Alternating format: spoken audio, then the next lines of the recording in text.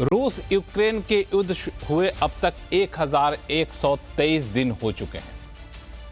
अलग अलग दोनों देशों में 3 लाख से ज्यादा लोग अब तक मारे जा चुके हैं और दुनिया में अर्थव्यवस्था में जो कोहराम मचा सो अलग।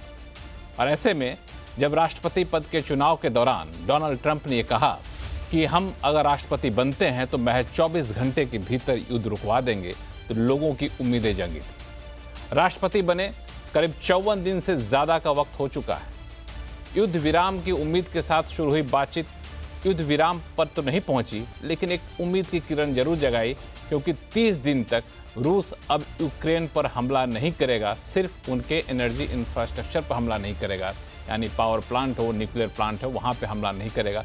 इस बात पर सहमति बनी है। लेकिन ये सहमति एक कदम आगे बढ़ते हुए जरूर कहेंगे, क्योंकि इससे इतने लंबे समय से चल रहे युद्ध की तरफ एक ठहराव जैसी बात की जा रही है और इसने लोगों की उम्मीदें जगा दी है। लेकिन इन सब के बीच भारत में विपक्षी पार्टी कांग्रेस के सांसद शशि थरूर ने यह कहकर राजनीतिक भूचाल ला दिया कि रूस यूक्रेन युद्ध के दौरान भारत की रणनीति की जो आलोचना हम पहले करते थे, दरअसल उससे मेरे मुंह पर तमाचा लग गया है। भारत की रणनीति बिल्कुल सही है और प्रधानमंत्री मोदी एक ऐसे शख्स हैं जिसको रूस भी स्वीकार कर रहा है, यूक्रेन भी स्वीकार कर रहा है, और जब शांति समझौता होगा तो भारत अपने शांति सैनिक को वहां भेज भी सकता है। इसकी संभावना तलाशनी चाहिए। ऐसे में भारत की भूमिका को लेकर के भी उम्मीदें काफी ज्यादा बन गई है। आवाज अड्डा में करेंगे आज इन्हीं सारे मुद्दों पर चर्चा। नमस्कार, मैं हूं लक्ष्मण रॉय और इस चर्चा में आपका परिचय कराऊंगा विशेष मेहमानों से जो अलग अलग क्षेत्र के विशेषज्ञ हैं और इन मुद्दे पर काफी पैनी नजर रखते हैं। उनसे परिचय कराऊं आपका, उससे पहले देखिए विशेष रिपोर्ट।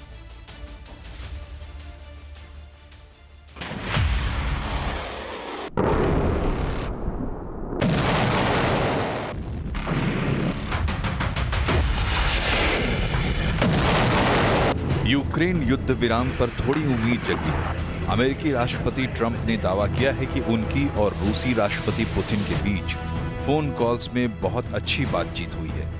2 घंटे तक चली इस बातचीत में पुतिन यूक्रेन के ऊर्जा ठिकानों पर 30 दिन तक हमले रोकने के लिए राजी हो गए हैं। इसके साथ ही संपूर्ण युद्ध विराम को आगे बढ़ाने के लिए मिडिल ईस्ट में बात करने के लिए भी तैयार हो गए हैं। You have a lot of guns pointing at each other, and a ceasefire without going a little bit further would have been tough. Russia has the advantage, as you know. They have encircled about 2,500 soldiers. They are nicely encircled, and that's not good.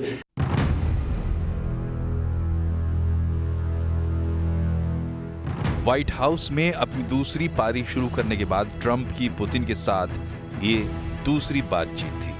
इस high profile बातचीत पर पूरी दुनिया की निगाहें टिकी थी। Trump की कोशिश थी कि 3 साल से चल रहे युद्ध की लपट को बुझाकर इकोनॉमिक डील पर भी बात आगे बढ़ाई जाए। व्हाइट हाउस और क्रेमलिन दोनों ने कहा कि ट्रंप और पुतिन एक दूसरे को अच्छे से समझते हैं और पीस डील की राह पर आगे बढ़ना चाहते हैं। I would describe this situation as being at the beginning of a long process, which may be very promising, I think.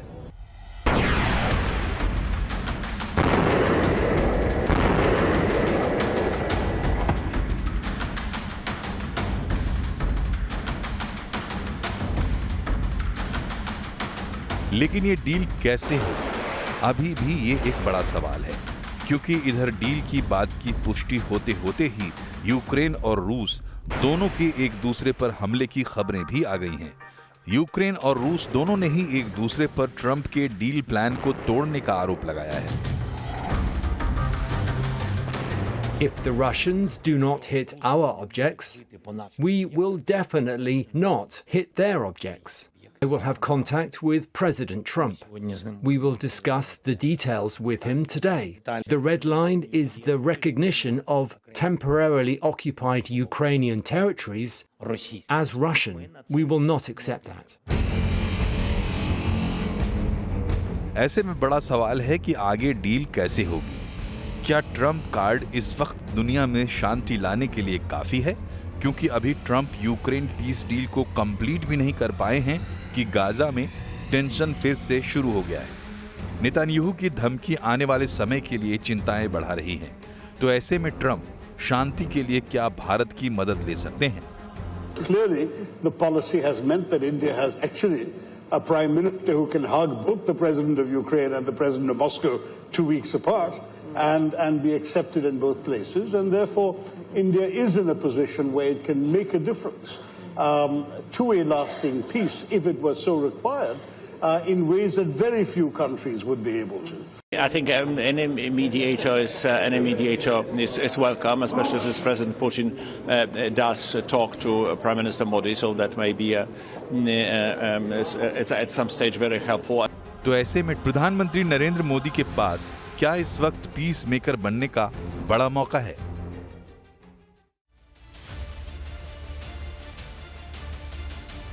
इन्हीं सारे सवालों का जवाब ढूंढने की कोशिश करेंगे और हमारे साथ इस कोशिश में साथ देंगे पूर्व डिप्लोमेट अशोक सज्जनहार साहब, अनिल त्रिगुणायत जी, तिलोत्तमा फाउंडेशन के वाइल अववाद जी, इकोनॉमिस्ट और ट्रेड एक्सपर्ट मिताली निकोरे और पत्रकार नरेश कौशिक, और साथ में हमारे साथ जुड़ेंगे सिक्योरिटी एक्सपर्ट ऋषि गुप्ता। आप सभी मेहमानों का बहुत बहुत स्वागत हमारे शो में। आप सभी को मेरा नमस्कार। सबसे पहले मैं चलूँ अशोक सज्जनहार साहब आपके पास, क्योंकि आपने इस तरह के डिप्लोमेटिक रिलेशन को काफ़ी करीब से देखा है। जो सो कॉल्ड सीज फायर या फिर कहें कि हिंदी में युद्ध विराम हुआ है, इतनी सारी शर्तों के साथ, क्या एक सकारात्मक उम्मीद जगी है? जी, बहुत धन्यवाद मुझे आमंत्रित करने के लिए। देखिए, ये पहला कदम है और हमेशा कहा जाता है पहला कदम सबसे मुश्किल कदम होता है। तो इसीलिए क्योंकि ये पहला कदम है तो मैं इसको वेलकम करना चाहूंगा। परंतु ये कहते हुए मैं ये भी इसको दोहराना चाहूंगा, जब राष्ट्रपति पुतिन और राष्ट्रपति ट्रंप की बातचीत होनी थी तो उम्मीदें बहुत जगी थी। थी जो जैसे राष्ट्रपति ट्रंप ने उनकी बातचीत हो गई है, 2 बारी वो राष्ट्रपति पुतिन से बात कर चुके हैं और उन्होंने कहा है जो बहुत इसकी उम्मीद है, बहुत इसकी पॉसिबिलिटी है।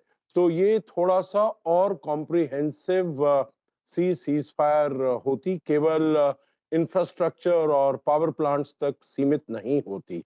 तो इसीलिए मैं कहूंगा जो इसका दायरा है, जो सीज फायर का दायरा है, वो थोड़ा डिसअपॉइंटिंग है।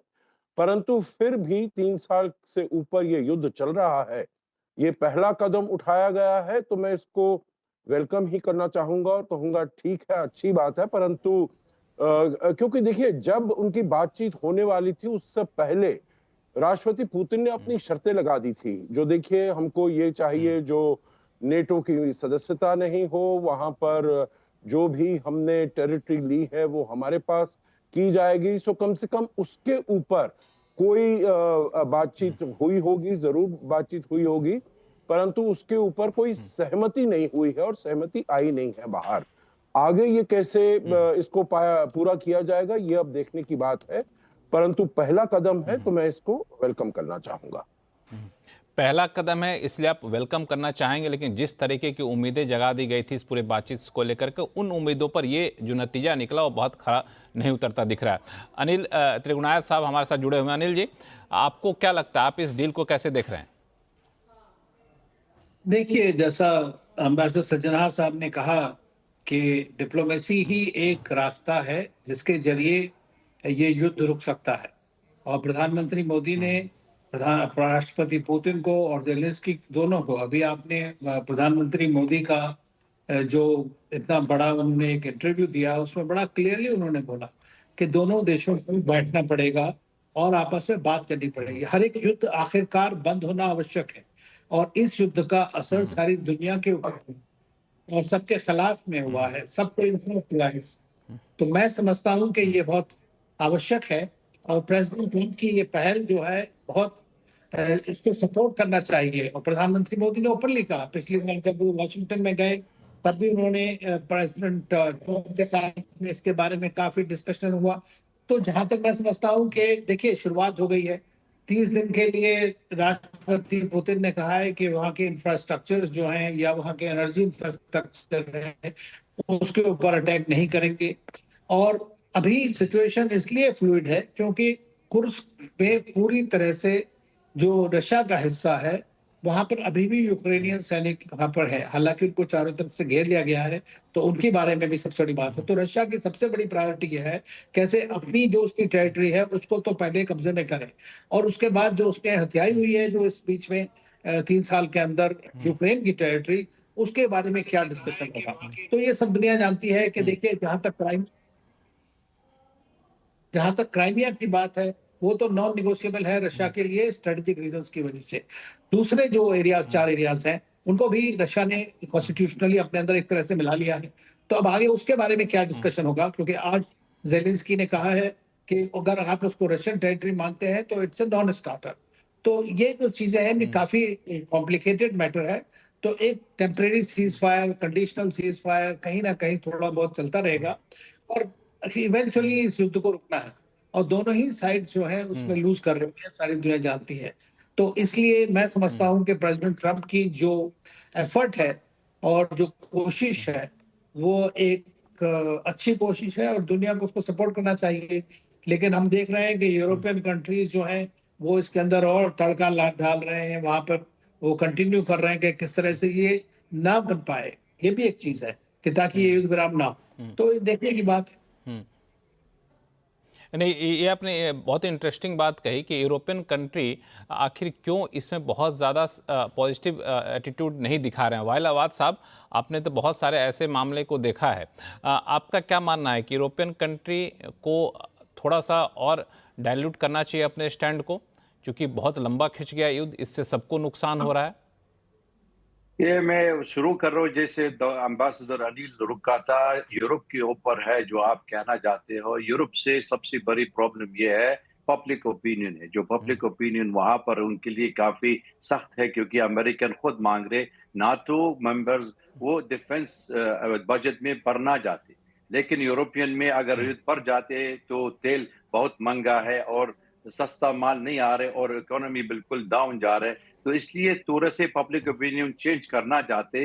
ये चक्कर ये है, अमेरिकन राष्ट्रपति है उन्होंने शिफ्ट किया था पूरी जिम्मेदारी के यूरोप के ऊपर के दे दिया था। यूरोप में अभी तक उनकी मिलिट्री बजट मतलब ये बढ़ जाते डिफेंस बजट, और उसके अलावा है ये युद्ध नहीं रोक सकते क्योंकि उन्होंने काफी कमिट किया था ये ज़ेलेंस्की वो पैसा देने के लिए। जैसे उन्होंने प्रधानमंत्री का वो यूके में उन्होंने खुद प्रॉमिस किया था $3 बिलियन को देना चाहते। तो इसलिए अभी तक सारे यूरोपियन ज़ेलेंस्की के पीछे सपोर्ट कर रहा है, क्योंकि अभी तक मेरे को लगता है ये यूरोपियन और रशिया में मामला से मतलब दोस्ती है और भाई भाई नहीं बन जाते, क्योंकि काफी सख्त हो गया, काफी डिवीजन हो गया था, नहीं हो सकता। ये तीसरी 2-3 चीज बहुत अहमियत है जो इसके इम्पैक्ट है। आप ये समझ लो अभी तक तेल प्राइसेस में गिर जाते, क्योंकि जब तक उन्होंने अमेरिकन राष्ट्रपति खुद बताया था ट्रूथ शुरू हो गया 30 दिन के लिए, तो तेल का प्राइस गिर गया था।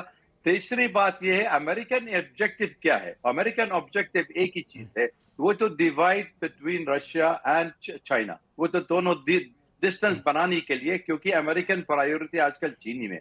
आप छोड़ दो चाइना, रशिया में वो यूरोपियन खुद डील कर सकते, लेकिन अमेरिकन में खुद फोकस करना चाहते चाइना के ऊपर। इसलिए अभी तक ये मामला है इतना जल्दी खत्म नहीं हो रहा है, अभी तक चल देते। अच्छा स्टेप है, सही है कह रहे एम्बेसडर अशोक, लेकिन ये भी तक अगर उनकी इंटेंशन पूरा नहीं बताना चाहिए, मेरे ख्याल से just public deception, not more than a public exercise.